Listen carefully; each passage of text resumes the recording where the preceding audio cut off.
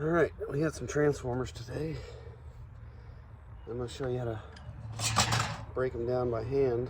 But what I like to do before that is check the coils. If they've got any copper, I will break them down. If they are only aluminum coils, I will leave them alone because I don't get much for it compared to copper. So just take your file, find you a nice edge where you can see the coils. Get in there and scratch it. As you can see, that one's aluminum. Flip it over. Check the bigger coil. Might have to peel some paper back. But that one's also aluminum. So normally I don't break these down. So we'll come back to that one. That's 1,000 watt. Here's a 400 watt. And most times when you see that color, it's usually aluminum. But always scratch test because you could be surprised. But 9 times out of 10, that color, yellowish color, will be aluminum. But as you see when you scratch this, it is indeed copper. See that? Copper. And aluminum. See the silvery? You see the orange? But yeah, almost always these are aluminum, but I always check. So that one's got at least one copper. We're gonna break it down. The other side is copper too, which is awesome. Double copper transformers is what you want. Here's another 1,000 watter. A lot of times the big coil will be aluminum and the other one will be copper. You can also check with a grinder if you'd like. Some yards accept them. If they're all copper, they got a certain price. If they're half and half, they got a different price. And if they're aluminum, they got a whole different price.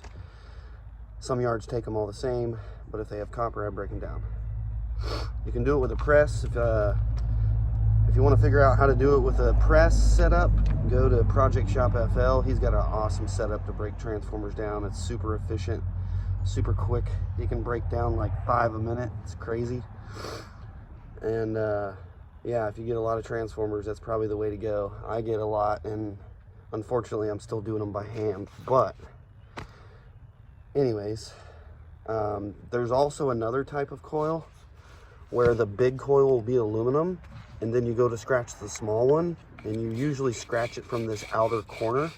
It'll show up as aluminum as well, but if you look real close on some of those, the inner core of that coil is a different color. You scratch that and there's copper hidden inside. I don't have any of those today, but if you go look at some of my older videos, I show those. Because you don't want to miss that copper. That little tiny bit of copper on the inside of those is more than, in weight and obviously money, than the outer 90% that's aluminum. Anyways, we're gonna go to this all aluminum one. I'm not gonna break it down, but I'm gonna show you how to get this bracket off without having to take the screws out. If you just set it up on a hard surface, take your hammer. I prefer the 4-pound sledgehammer, mini sledge I call it. And you just give it a couple whacks right here on that bracket. It'll shear that bolt out of there. And then you flip it over and do the other side. So here we go. Boom. Sheared the head right off. No problem, barely even swung. And you can pull this one right out, see? Boom. Flip it over. Push it down. Give it another whack. Boom. Sheared it right off. Don't have to fiddle with finding the right bit in the socket. You can just pull it right out. Sometimes they're bent, and you can leave it in there. It's not a big deal because you're just going to be breaking the welds anyway. But those brackets, when you're trying to get them to lay flat like this, they kind of sit like that, and you don't get the proper oomph, if you know, so to speak. Anyways, we're going to leave that one alone. I just wanted to show you the bracket. It's all aluminum. Some people think it's worth to break that down. I really don't, because the funny thing about aluminum coils is not only are they worth less per pound, but they are more difficult to get off of the core of the transformer. For some reason, they just want to torque and hold on to it. The copper ones, they pretty much slide right off. But I'll show you the quick and easy way that I do this. Since we've already tested to see if there's copper, and we know there is, we're gonna break it. So you got a top and a bottom. To me, this is gonna be the top. You can see the weld right there and right there. Flip it over to this side. The weld is up here and down here. I like to aim at a bigger place, so you can see that weld cracks right there, and it makes an L shape. You can see where that one cracks right there. Anyways, I like to aim for the bigger side. Much more surface area to aim for. And I like to use the flat end. You can use the other end. I just prefer this one. Just give it a few whacks, and they fall right off. No grinding, no chisel. I mean, I used to do it all. I used to put a chisel on here and use a little bitty hammer, not a 4-pound hammer, and just sit here, and it took forever. Then I started grinding it. When you start doing that, you're wasting grinding wheels, you're wasting money, you're wasting time. Time is money. So all you need is a little elbow grease and a 4-pound hammer. It's really not hard. I mean, I'm swinging with one hand, probably 20% power. Some people prefer to have a very solid surface underneath. I prefer a carpet on top of a solid surface. It gives somewhere for that weld to drop when you're hitting it. To each his own. Some people prefer this or that. That's the way I like to do it. I'm on a gravel driveway with a piece of carpet. It works just fine. And I'm obviously sitting like this on my knees. This is the way I prefer to do it. If I had a table set up where I could do it, I'd probably do that, but this is the way I do it. So sometimes you're gonna have these little sharp edges here. You can either hit that with a grinder or just tap it down with a hammer. It'll get caught up in those coils if you don't. You can also use a file and try to get it flush, whichever way you prefer.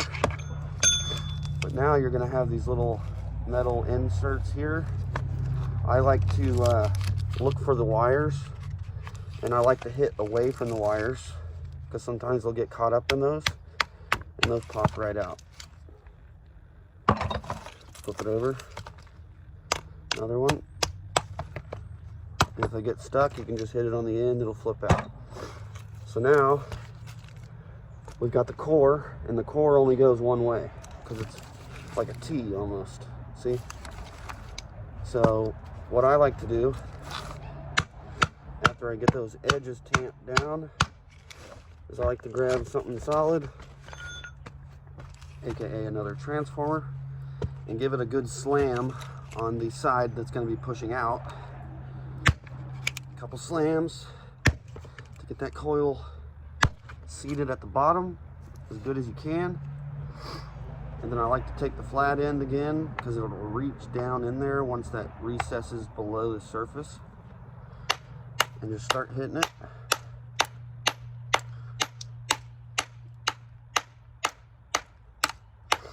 Some are easier than others.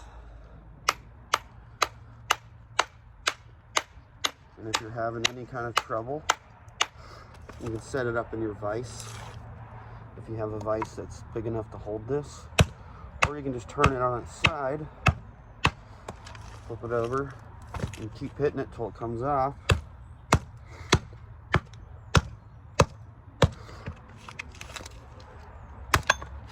Boom. That's about 2 to 3 pounds of copper, just that one coil. Unfortunately, this other coil is aluminum, and yes, it's already almost off, but I will sit here for way too long trying to get that coil to come off. I mean, yeah, sometimes they'll come off easy, But if you do enough of these, you'll realize that the aluminum ones are so much more difficult to come off. They're just a pain in the butt. See, it doesn't want to move. And if you have that issue, grab a chisel, stick it on one of those pieces, hold your foot, hammer it out. Usually once you get one out, one of those sections, sometimes it'll stay whole, like that. Those are nice. Those are usually the double copper ones. Not necessarily, but once you get one out, it's usually pretty easy to get the others because they're not all compressed together.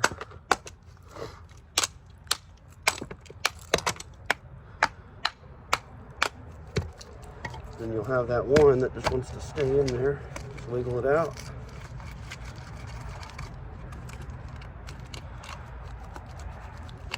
If you have to, stick that chisel back in there. Chisel, where'd you go? There you are.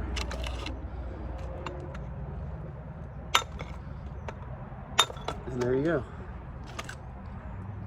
Aluminum coil. I get about 30-35 cents a pound. But to me, not worth it to get those off. So if it has one aluminum, one copper, I just leave the aluminum one on unless it wants to slide right off. You'll get 1 out of 10 that want to slide off with the aluminum. So now we've got the wonderful double copper 400 watt. We'll do the same thing. Give it a couple whacks, flip it around. Couple more whacks. Get those little spacers out.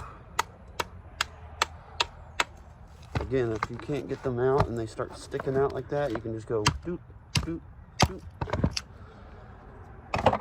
Another one. See you later.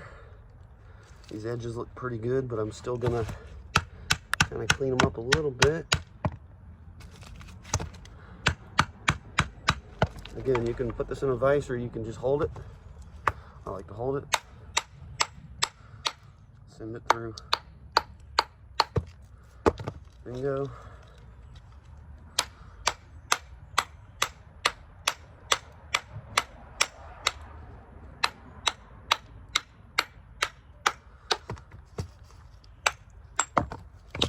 Double copper transformer. It's about 3 pounds right there. I've got about 30 of them, 27 of which are double copper. 8 of them are 1 and 1. Well, actually, I think 12 of them are 1 copper, 1 aluminum. 8 of those are 1,000 watt. 4 of them are 400 watt. And then, of course, we got the one all aluminum 1,000 watt. So all in all, a pretty good score on these lights because a lot of them nowadays are either all aluminum or 1 and 1. It's a rarity to come across double copper transformers, especially this much at once. But this recent contract that I've got, they've got 600 or so lights coming down from this warehouse management company. They got warehouses all over Nashville. And almost every single one of the lights that's come down so far, which is about, I think 100 of them so far in the past couple weeks, have been double copper. So these are like original ballasts that last a long time, because nowadays they're going to the aluminum ones. China made bullshit and they don't last. But if you can come across some double copper transformers, it's definitely worth it to take your time, break them down, get that copper out, and make some quick money. So appreciate you stopping by. Let me know what you think. Let me know if you have a different way of doing it. And it's a beautiful day. See y'all in the next one.